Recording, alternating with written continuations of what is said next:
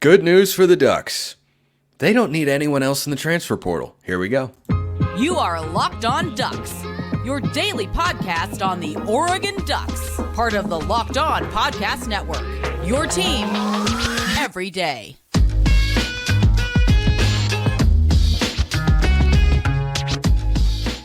Yes, it is that time once again for Locked On Ducks. I'm your host, Spencer McLaughlin. Thank you so much for making this your first listen or your first view of the day. Part of the Locked On Podcast Network, your team every day, and your number one source to stay up to date with the Ducks.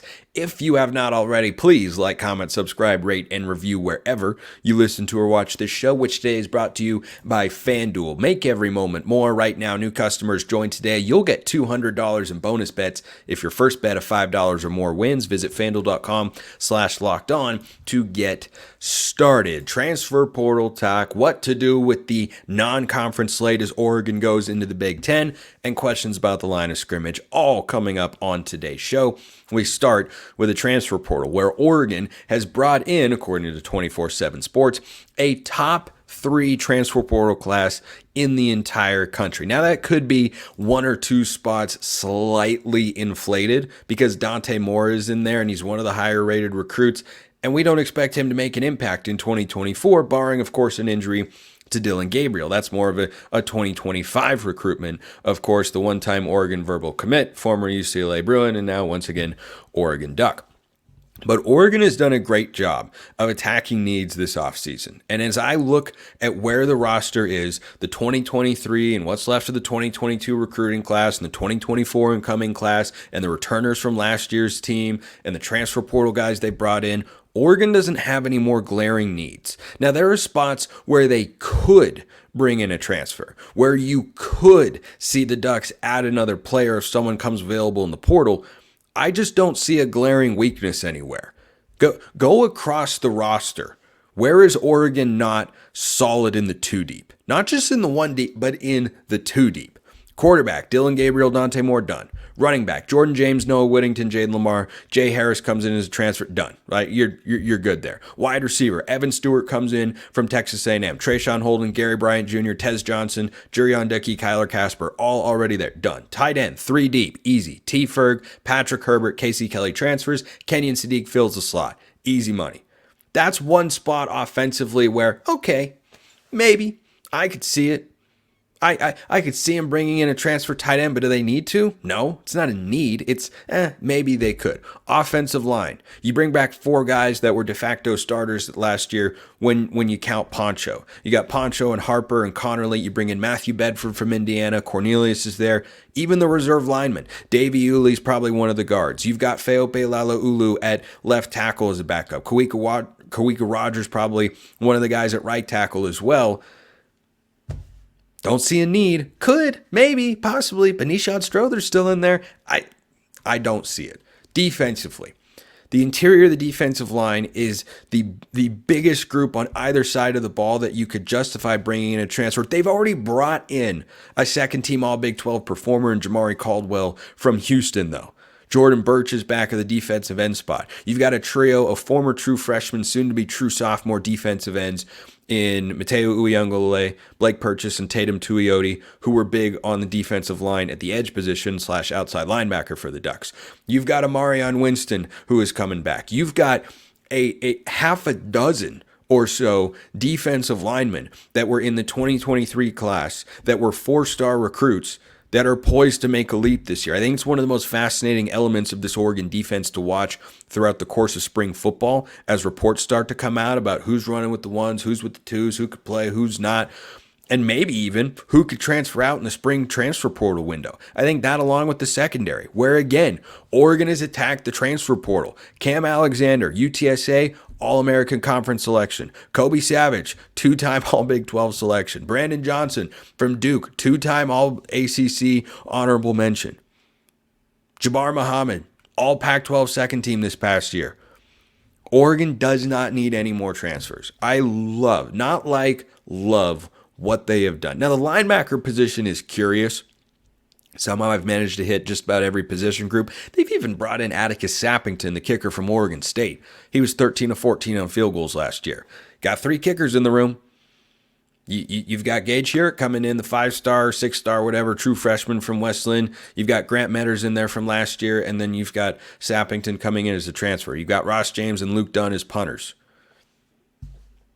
There are no needs. There are no glaring needs. There are no glaring weaknesses on this roster because of what Oregon has done in the transfer portal. And look, yesterday on the show, I mentioned a couple of Michigan defensive tackles that if they were to enter, Oregon would be interested in. But do I look at that and say, oh, Oregon has a need there? Oregon didn't get Walter Nolan from Texas A&M. They didn't get Derek Harmon from Michigan State. But I don't see that as a need. You've got the 2023 guys who have been in the weight room for a year. Most of them, I think all of them, pretty much redshirted this past season. You have Aiden Breland, the 5-star defensive tackle, coming in, poised to make an impact as a true freshman. The group that I haven't mentioned yet are the linebackers, where you've got Jeffrey Bossa and Justin Jacobs. And then you've got Jerry Mixon, who didn't play a lot last year. Devin Jackson's ahead of him on the depth chart. Connor Soley, wasn't a big player for the Ducks this past year, but, was mostly a guy on special teams. And then you got 3 4-star true freshmen coming in. Would you be surprised if any of Dylan Williams or Braden Platt, who's one of the highest rated defensive players in this class for Oregon, would you be surprised if one of them plays? I'm missing a linebacker in there. I'm going to think of it here in just a moment. Kamar Mathuti's the other guy. I think Oregon's got plenty of depth there. I think Oregon's got plenty of depth. I think the balance of this roster for Oregon that necessitates me giving this particular take of there are no more needs, there don't need to be any more additions, is the combination of both prospective talent that's poised to grow, develop, and become quality players is mixed harmoniously at almost every position group with experienced veteran players who are talented enough to allow Oregon to play and compete at a high level in 2024. I think every position group has that. The defensive line, perhaps less so than anyone else. But Jordan Birch is there, and Tuioti and Mateo and Purchase, they all have a full season of starting caliber reps under their belt. Amarion Winston's in that room. That guy had a sneaky nice season. PFF actually graded him higher than any of the other 3 guys. I don't think Amarion Winston's upside is quite as high, and he's a year older than the other guys. But again, that's a room that's bringing in Elijah Rushing, that's bringing in a Jackson Jones from Arizona. I think that they have got so many different options everywhere you look. And I think that it sets up really well for Oregon to be successful, not just in 2024, but going into 2025. Because what do young players need? Opportunities to play, of course. But before they have those opportunities, you want them learning not from guys that are just experienced or just talented, but that can play at a high level and that understand the system. And having guys like Jeffrey Bossa in there is the best thing that could possibly happen for Oregon's 3 2024 freshman linebacker recruits. That's a guy who knows this system inside and out, has been a part of it for the last couple of years, had a second-team All-Pac-12 conference caliber season, coming back for a 4th year, and he's probably Oregon's most productive returning player that was on the defense a season ago. You put Jordan Birch in that mix. He had 7.5 tackles for loss that led the way for the Ducks. But Jeffrey Bossa was, the guy calling in the defensive plays. He's at the heart of everything that Oregon did a season ago. So I think that Oregon is in a really good spot. I don't think there are any more needs in the transfer portal. And we can get into breaking down, where guys fit in, what the depth charts could look like, how the positions will shake out and everything like that, because spring football is right around the corner. And it's kind of a quiet time in the news for Oregon football, but that's because everything has already been done, which I'll close this particular segment with this. Speaks to how broken the schedule in college football is, because if you wanted to maximize the amount of attention that is being drawn to a particular sport, you would allow offseason moves to generate content and interest and intrigue and storylines when there's a quiet period. Instead, college football does it in December because none of this makes any sense. But Drop your thoughts in the YouTube comments as always. You can hit me up on Twitter to get in the mailbag too, on X at @SMcLaughlinCFB or at Locked On Ducks. DMs and mentions wide open. Mailbag question coming your way. FanDuel, always coming your way. America's #1 sportsbook. Happy Super Bowl, everybody. I don't know how we're all feeling about the Super Bowl. I just know how I'm feeling about the Super Bowl, and I'll save my thoughts. If you're like me, Super Bowl Sunday, though, no matter who's playing, is all about scoring the best seat on the couch, grabbing your favorite football snacks, wings, chips, and beer, always, and placing some super bets. I'm very much a traditionalist in that sense. Give me some chicken wings, give me some chips and good guac and salsa as well. Maybe a dessert item. I had a Super Bowl party last year, and I made some chocolate mousse cups. They're a big hit. Really, really good. That's what it's all about, though. And I'm just, don't need to do nothing fancy. Just good quality beer, good to go. FanDuel, by the way, you're good to go over there to get a W or 2 or 3 whilst watching the Super Bowl. You can try and pick the winner of Super Bowl 58, 49ers or Chiefs. I like the 49ers to win the game.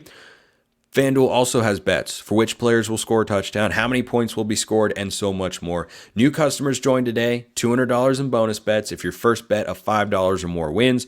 FanDuel.com/lockedon is where you go to sign up. That's FanDuel.com/lockedon. FanDuel.com/lockedon. Make every moment more with FanDuel, an official sportsbook partner of the NFL.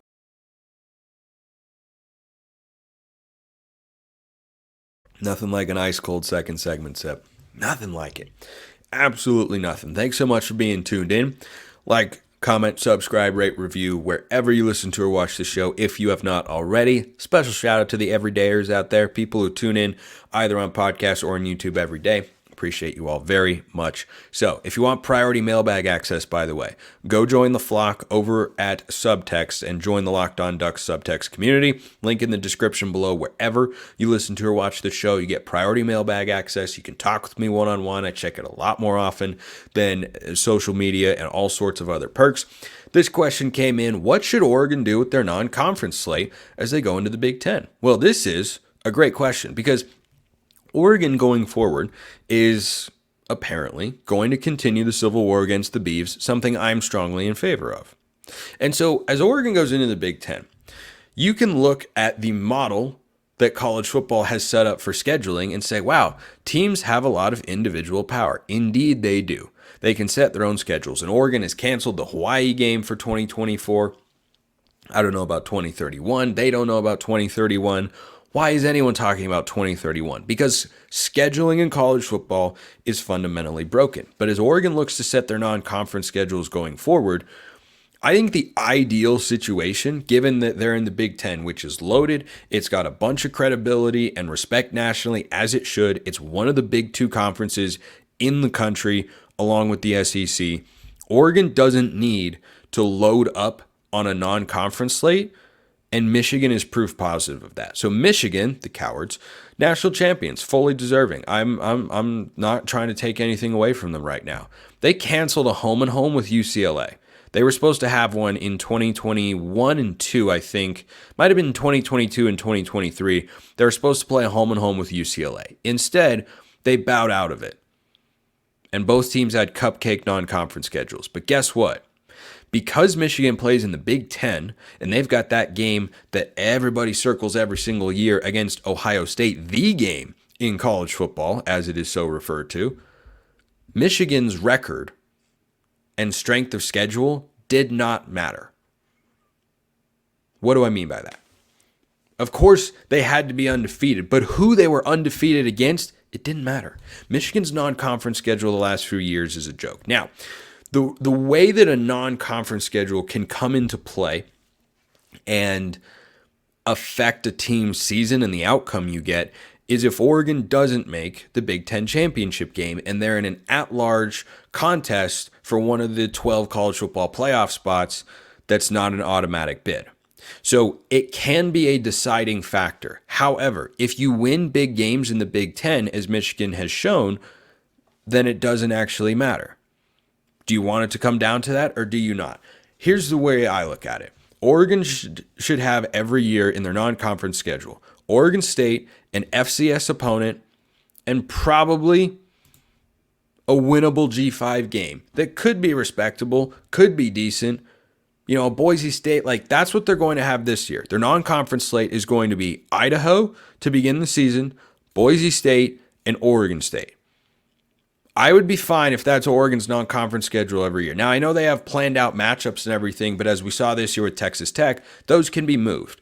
And I don't know that there is a great advantage to Oregon playing a big-time non-conference game now that we have these mega conferences. If Oregon had remained in the Pac and it had been the Pac-10 with San Diego State, which was like this close to happening, by the way, with Colorado in the Big 12, if that had taken place, then I'd say Oregon needed a good non-conference win every single year to give more legitimacy to a league that was going to be perceived weaker than it would have been. You'd have Oregon in there, Washington, Arizona. You would have had Utah still in there. Colorado was off to the Big 12 and whatnot, but the Bay Area schools and such with Washington State. That league and adding a San Diego State potentially, then you would need a quality non-conference win. But in the Big Ten, you just don't. And I don't think that's great for the sport. And I am a huge college football fan. I'm obviously a big Oregon fan, but I'm a huge college football fan. And it is very clear to me that scheduling continues to be a really, really messed up part of the sport. I think the biggest issue in the sport in a number of ways. And so if you have this system, which the sport obviously does, about teams being able to put together their own schedules, and your non-conference doesn't matter as long as you win, the big game against, this team, Ohio State or Michigan or whoever, Washington, USC, whoever is really, really good, then that can be okay. And Oregon should take advantage of that. It doesn't mean I think it's great, but that's the reality of it. And playing a team, even like Texas Tech, frankly, doesn't have a ton of upside. The reason I'm in favor of Oregon State over Texas Tech is not because of the quality of opponent. You can make the case Texas Tech will be a better team next year. They found their quarterback, Baron Morton, I think is his name, and they have, stability in a conference in the Big 12 that is one of the Power Four. It's one of the next two after the Big 10 and the SEC, but it's one of the Power Four. Oregon State does not have that. They're playing, a Mountain West plus schedule in which they've got 7 Mountain West teams, an FCS, and four Power 5 teams on there. They've got Purdue, they've got Cal, they've got Oregon, and they've got Washington State. And so Texas Tech would be the higher quality opponent there. But is it so great that I'd rather play them and forego playing the Civil War against the Beavs? No, I do not feel that way. And Oregon being in the Big Ten, you're going to go at Michigan, you're going to play Ohio State at home, you're going to go at Wisconsin as well, and then have Washington to end the year. How good is Washington going to be? I mean, they're getting some players, by the way. They got Jonah Coleman, the running back from Arizona. Will Rogers is a solid quarterback. They got Ephesians Prysock, I think is his name, all-conference guy in the secondary. So they're getting some players, but they're probably 7-5, 8-4 would be my guess for Washington next year. But for the non-conference slate, I just don't see the value because the committee clearly values the Big Ten, especially once you've added Oregon, Washington, USC, and UCLA in a way that doesn't necessitate playing big-time non-conference games. I think you can get by with playing, I don't want to see Oregon do, full on what Michigan has done where they don't even play, good group of 5 teams, or they play, like this year, I think it was like Bowling Green, UNLV, and East Carolina. Like, no, I don't want to see that. I think what Oregon has done this year, Boise State, Oregon State, like I want to be interested. I do as a college football fan. I don't want the games to just all be Idaho.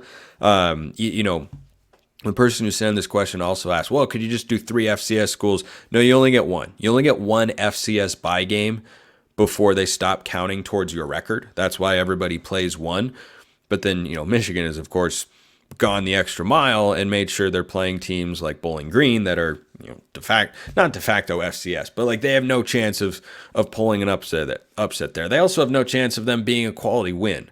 Whereas Oregon playing Boise State and Oregon State, Boise State especially, with Malachi Nelson and the receivers they brought in, that could be a playoff caliber team next year. I fully believe that. I think them along with Tulane are the G5 favorites to make the college football playoff next year. You could look at James Madison as well in the Sun Belt Conference, but those wins could at least be above average, but not necessarily beating like, an LSU or a Georgia or these big non-conference games Oregon has played over the years. No, they don't have to do any of that.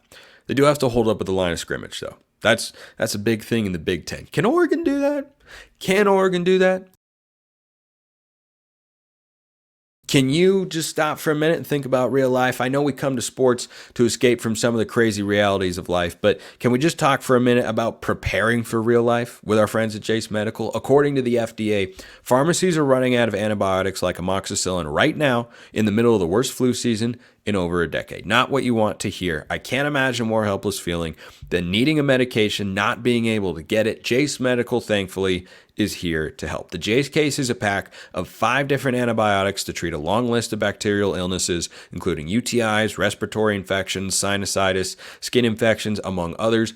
Stuff could happen to any of us, and you want to be prepared. Visit jacemedical.com, complete your physician encounter. It will be reviewed by a board-certified physician, and your medications will be dispensed by a licensed pharmacy at a fraction of the regular cost. It's never been more important to be prepared than today. Go to jacemedical.com, use offer code LOCKEDON, get $20 off your order today.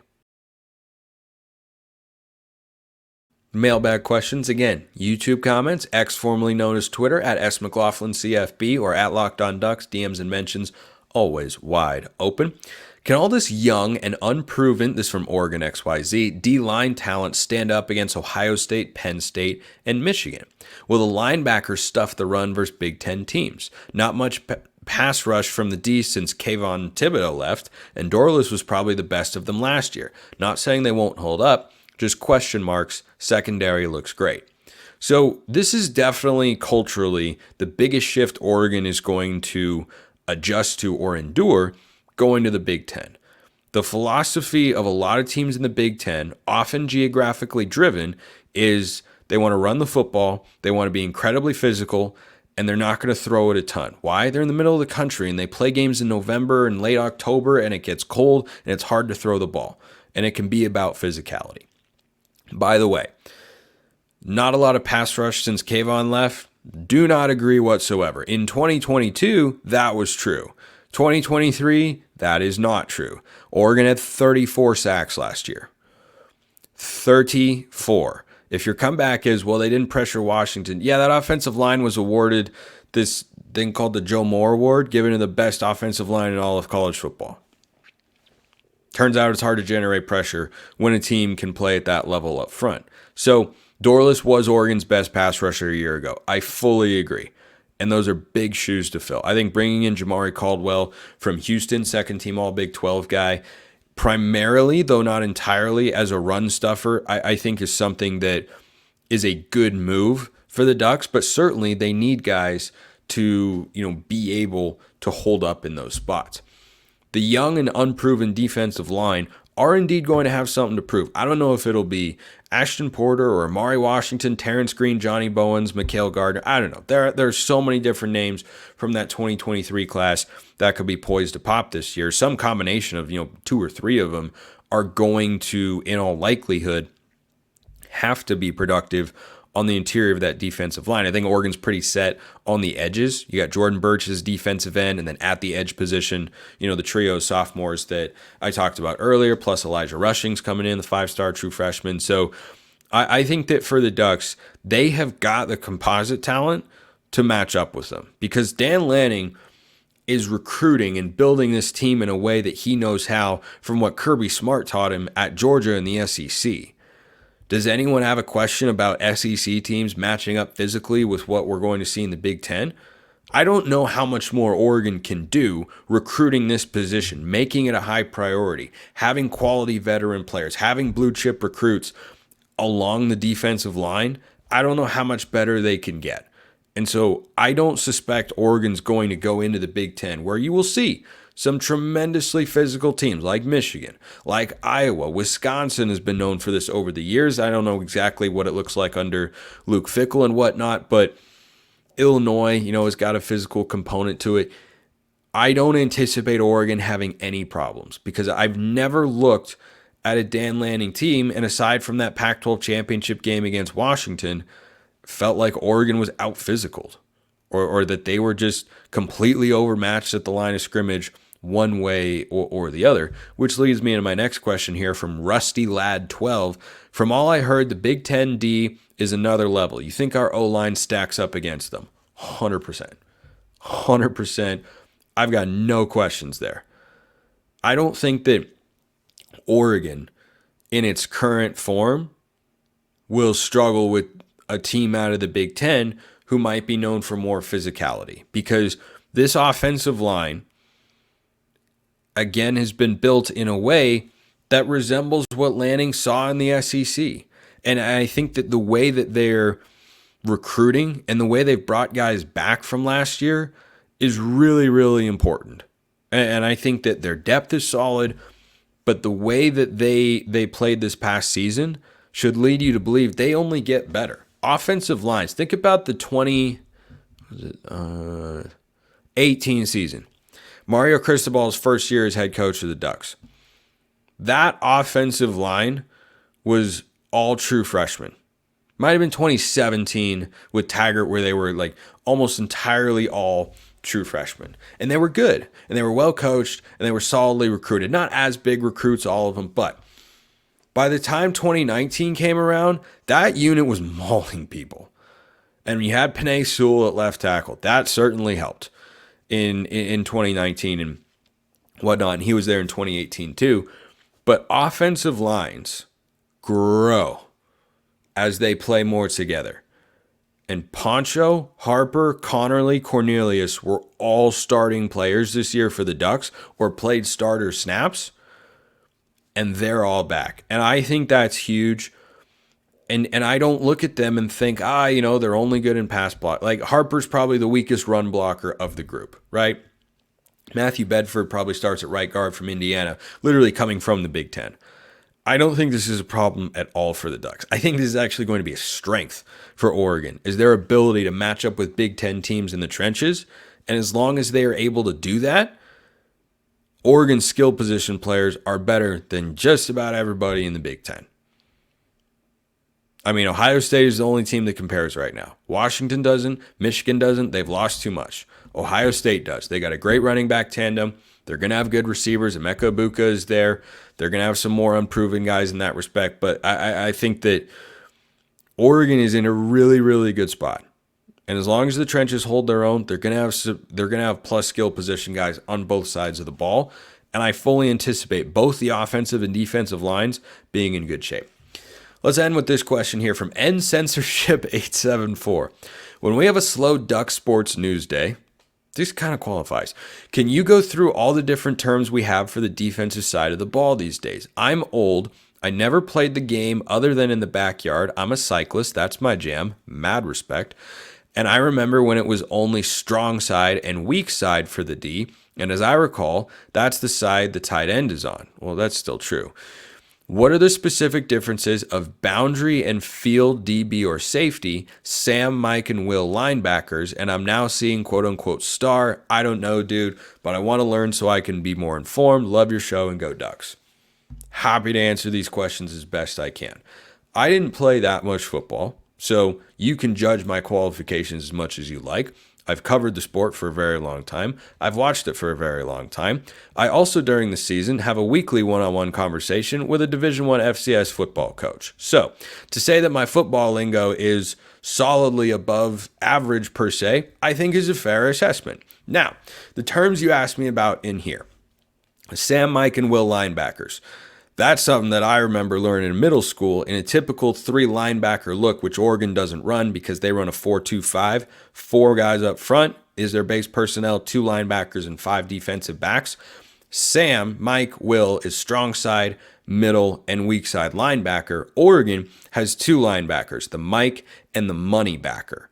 And those players have different assignments throughout the course. That's something that I'm not privy to as to what that is specifically, but that's what they're referred to, the Mike and the money backer, rather than, strong side, weak side, and everything like that. So the scheme and the assignments change when you're in a 4-2-5 because the secondary becomes involved in the running game. So back to the secondary for a moment. The boundary or the field DB or safety is about where the ball is spotted on the field. So if a team is going left or right offensively and the ball is at the left hash, the boundary corner or the boundary safety is going to play in an alignment sense towards the left tackle, right? He's going to play left of the center because he's closer to the boundary or the shorter side of the field.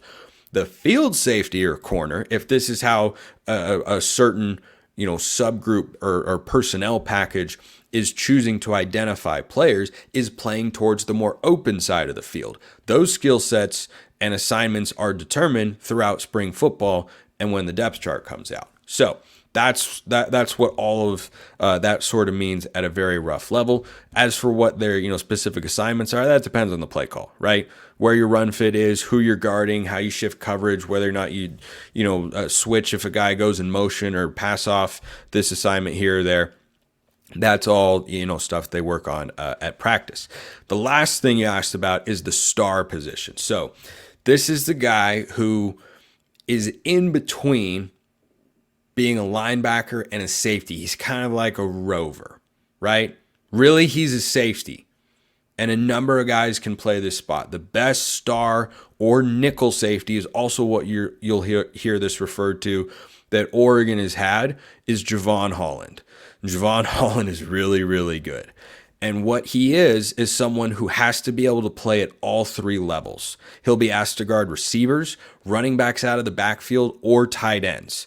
And it's arguably the most important player in the 4-2-5 because he has to be good in coverage and he has to be good in run support because he's going to play down in the box. You can't just sit 5 all the way deep or you're going to get burned in the running game because you don't have enough players up close to the line of scrimmage.